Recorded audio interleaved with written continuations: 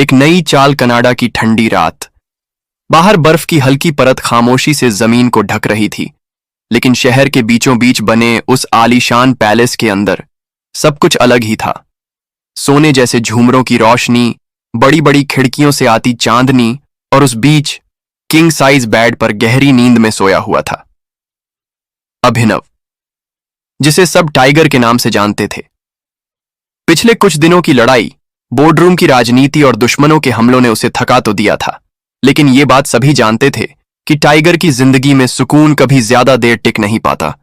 तभी अचानक उसके बेड साइड टेबल पर रखा फोन तेजी से बज उठा। कमरे की खामोशी को चीरती हुई वो आवाज जैसे किसी नए तूफान का इशारा दे रही थी। नींद में डूबे अभिनव ने हड़बड़ाते हुए फोन उठाया। आवाज अब भी भारी और उनींदी थी। हेलो, कौन है? फोन के दूसरी तरफ से एक ठहाका गूंजा। वो आवाज किसी अनजान की नहीं, बल्कि उसके पुराने दोस्त मैक्स आमीज की थी। अरे टाइगर, अभी तक उठे नहीं? यहां इटली में तो तेरी जीत का जश्न मनाया जा रहा है और तू आराम फरमा रहा है। अभिनव तुरंत सीधा होकर बैठ गया। उसकी नींद एक झटके में उड़ गई। मैक्स, इतनी सुबह तेरा फोन? बात क्या है? उसकी आवाज में उलझन थी। मैक्स ने मुस्कुराकर कहा, सुबह मेरे दोस्त, तेरे लिए सुबह और मेरे लिए ये एक यादगार शाम है। और ये शाम तब और भी शानदार हो गई जब मैंने तेरे लिए ये खबर सुनी। कंग्रेचुलेशंस टाइगर, तेरी इटालियन कंपनी के सारे शेयर बिक चुके हैं। ये सुनते ही अभिनव के चेहरे पर एक आत्मविश्वास से भरी मुस्कान फैल गई। ये उसी की बनाई हुई स्काई ग्लोबल वाली योजना का पहला बड़ा कदम था और वो पूरी तरह सफल हो चुका था।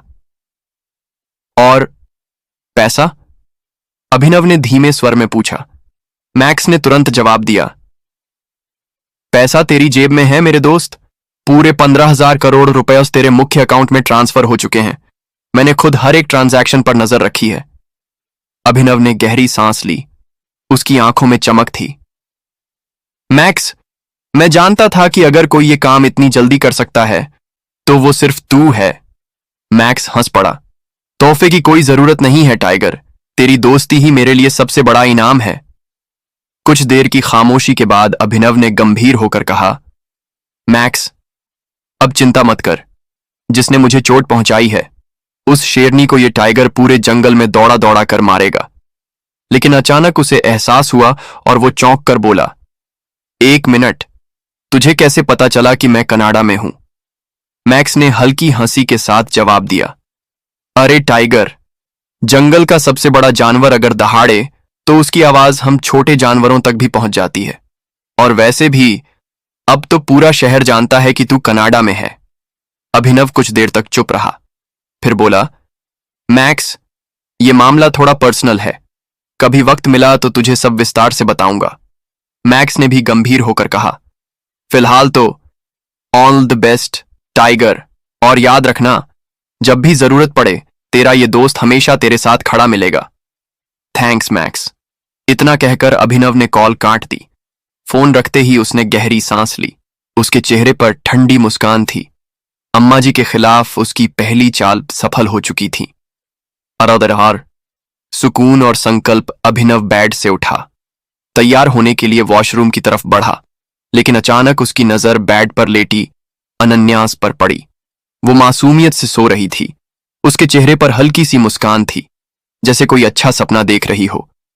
अभिनव कुछ देर तक उसे देखता रहा, फिर मन ही मन बोला, मेरी सारी लड़ाइयां, मेरे खून पसीने की हर बूंद अब सिर्फ तेरे इस मासूम चेहरे की मुस्कान के लिए है। अनन्या, तुझे वो हर खुशी दूंगा जिसकी तू हकदार है। उसकी आंखों में दृढ़ निश्चय साफ झलक रहा था। सुबह की शुरुआत कमरे से बाहर निकलते हुए वो ऊपर बनी बड़ी सी बालकनी तक पहुंचा। वहां सुबह की ताजी हवा बह रही थी। सूरज की सुनहरी किरणें पूरे महल को रोशन कर रही थीं। डाइनिंग टेबल पर हंसराज बैठा हुआ कॉफी का मजा ले रहा था। गुड मॉर्निंग हंसराज अंकल, अभिनव ने मुस्कुराकर कहा। हंसराज ने उसे देखते ही मुस्कुराहट से जवाब दिया, लगता है आज मूड काफी अच्छा है। कल की जीत की खुशी है ना? अभिनव ने सिर हिलाया और पूछा, लेकिन दामोदर अंकल कहाँ हैं? दिख नहीं रहे। हंसराज का चेहरा अचानक उदासी से भर गया। उसने गहरी सांस ली और बोला, वो तुम?